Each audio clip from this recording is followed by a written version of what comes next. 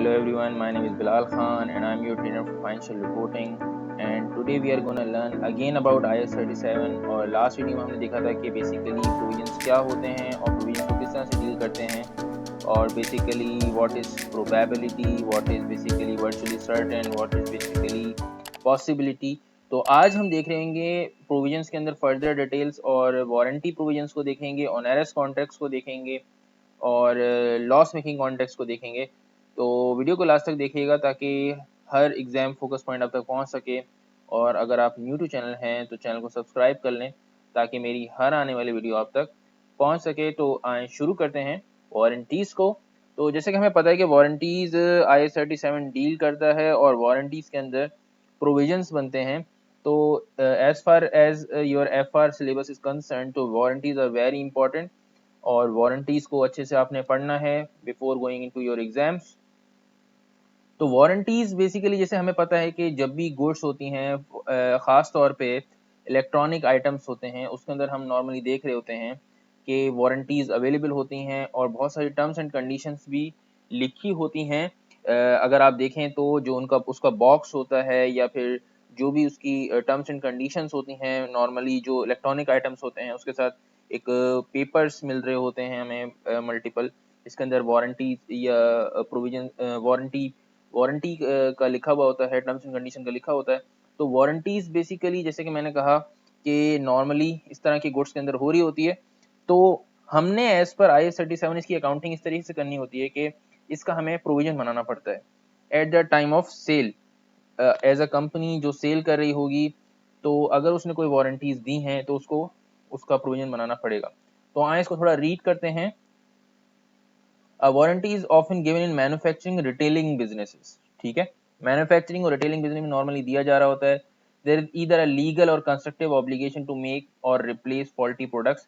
जैसे कि नॉर्मली आप देखें तो इलेक्ट्रॉनिक आइटम्स में यही चीज़ होती है कि वारंटी जो होती है वो होती है फॉर एग्जांपल 1 साल की, 2 साल की।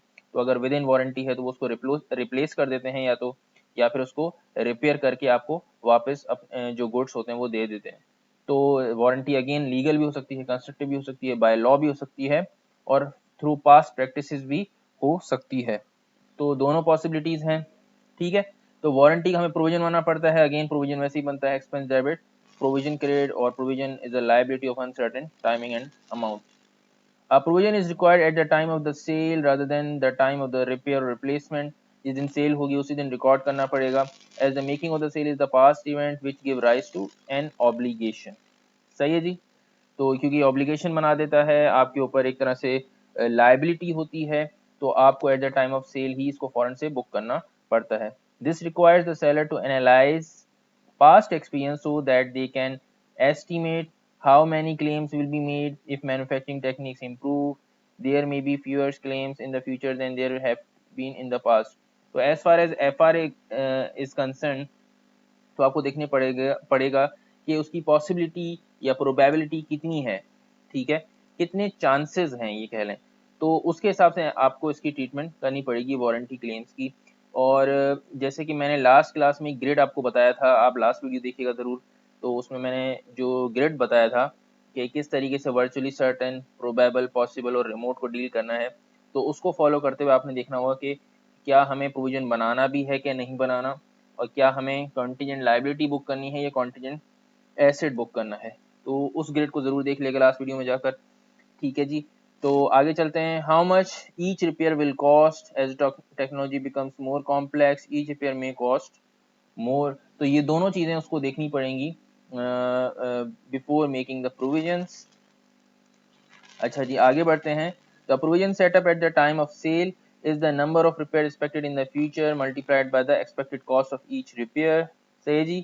Should be reviewed at the end of each accounting period in the light of further experience. तो ये भी हमें देखना पड़ता है हर each year end पे के एक्सपीरियंस की बेस के ऊपर कि हमें प्रोविजन बनाना भी है कि नहीं बनाना। ठीक है जी, तो ये थी हमारी वारंटीज। बहुत ही आसान था। आपने अगेन जैसे मैंने कहा कि लास्ट वीडियो देखकर इस वीडियो पर आइएगा तो ये आपको और इजीली समझ में आएगा, इतना मुश्किल नहीं है। Moving forward, guarantees. अच्छा, गारंटी जैसे कि किसी ने फॉर एग्जांपल आपने किसी से लोन लिया तो एक थर्ड पार्टी ने आपको गारंटी दे दी कि इन केस अगर ये लोन नहीं पे कर सका तो मैं इसकी गारंटी लेता हूँ कि मैं इसके अमाउंट पे करूँगा। तो गारंटीज भी बिल्कुल ऐसी होती है, और गारंटी और वारंटी में यही फ़र्क है कि उसमें एक थर्ड पार्टी आके एक तरह से गारंटी दे रही होती है, रादर देन कि वारंटी के अंदर क्या हो रहा होता है कि हमारे ऊपर ऑब्लिगेशन क्रिएट होता है।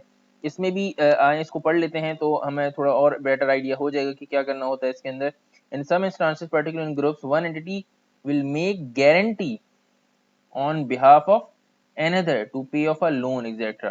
if the other entity is unable to do so। जैसे कि मैंने बताया, एक थर्ड पार्टी आके गारंटी दे रही है कि अगर ये चीज़ नहीं हुई या फिर अगर ये लोन पे ऑफ नहीं हुआ तो आई विल पे, तो in that case that would be called as guarantee. A provision should be made if this guarantee it is probable that the payment will have to be made। अगर payment करनी पड़ सकती है, अगर for example एक company दूसरी company के behalf पे बोलती है कि मुझे ये पे करना, कि मैं आपके बिहाफ पे अगर आप डिफॉल्ट करते हो तो पे करूंगा, तो उस कंपनी को जो कि ये गारंटी दे रही है उसको भी प्रोविजन बनाना पड़ जाएगा। और इसकी लेकिन हमें देखनी पड़ेंगी इम्प्लीकेशन, अगेन ग्रिड को फॉलो करना पड़ेगा कि कितने % चांसेस हैं कि वो बंदा डिफ़ॉल्ट करेगा और हमें पेमेंट करनी पड़ेगी। तो उसकी बेसिस पे जितनी भी प्रोबेबिलिटी बनेगी हमें कॉन्टिजेंट एसेट, कॉन्टिजेंट लायबिलिटी या फिर प्रोविजन बनाना पड़ेगा बेस्ड ऑन द प्रोबेबिलिटी। ठीक है जी, लायबिलिटी होगी नॉर्मली, क्योंकि गारंटी है तो लायबिलिटी बन रही होगी, तो इसी वजह से इसने लिखा है इट में otherwise required disclosure as a contingent liability. Future operating losses और फ्यूचर रिपोर्ट्स नो प्रोविजन, इनका फ्यूचर कभी भी नहीं बनता क्योंकि प्रूडेंस कॉन्सेप्ट इसको नहीं अलाउ करता। No provision may be made for future operating or repairs because they may rise in the future and can be avoided। Close the division that is making losses or sell the asset that may need repair and therefore no obligation exists। तो ऐसा भी हो सकता है कि for example जैसे future expected losses को आज ही बुक करो, प्रूडेंस कॉन्सेप्ट हमें कहता है, लेकिन कुछ ऐसे होते हैं जिनको अवॉइड किया जा सकता है कि जैसे कि एक लॉस मेकिंग डिवीजन की यहाँ पे बात कर रहा है, तो अगर वो लॉस मेकिंग डिवीजन को हम क्लोज कर दें तो हमारे कोई फ्यूचर एक्सपेक्टेड लॉस नहीं होंगे, तो और उसके लिए हमें कोई प्रोविजन बनाने की भी ज़रूरत नहीं है। तो बेसिकली ये उसकी बात कर रहा है, यहाँ पे थोड़ा सा स्पेसिफिक सा सिनारियो है उसके अंदर ये बात कर रहा है। तो ऐसा हो सकता है कि आपके पास एग्जाम में आए तो आपने बिल्कुल देखना है कि वो बेसिकली बात क्या कर रहा है। अगर वो बोल रहा है कि मैं डिवीजन को बंद करना चाहता हूँ तो आपको कोई प्रोविजन बनाने की ज़रूरत नहीं है। Last but not the least, onerous contract, very important, extremely important from financial reporting or F7 point of view। Onerous contracts are basically loss making contracts, जिस ऐसे कॉन्ट्रैक्ट जिसमें आप कॉन्ट्रेक्चुअली एंटर हो जाते हैं लेकिन फिर आपको पता चलता है कि वो 100% लॉस मेकिंग है और जो भी कॉस्ट है वो अनअवॉइडेबल कॉस्ट है।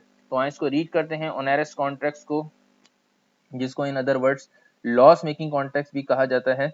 An onerous contract is a contract in which the unavoidable costs of meeting the obligation under the contract exceed the economic benefit expected to be received under it। आप एक contract में enter हो चुके हैं already, binding contract है, और अब आपको पता चलता है कि वो जो भी कॉन्ट्रैक्ट था उसमें एक अनअवॉइडेबल कॉस्ट थी, फॉर एग्जांपल पेनल्टीज थी कि अगर आप उस कॉन्ट्रैक्ट में एंटर हो गए और आपको अब अगर उस कॉन्ट्रैक्ट से निकलना चाहते हैं तो आपको पेनल्टीज पे करनी पड़ेंगी। अगर इस तरह का सिनारियो है तो that would be called as onerous contract और लॉस मेकिंग कॉन्ट्रैक्ट। ठीक है जी, the signing of the contract is the past event giving rise to the obligation to make the payment, and those payments discounted if the effect is material will be measure of the excess of cost over the benefits।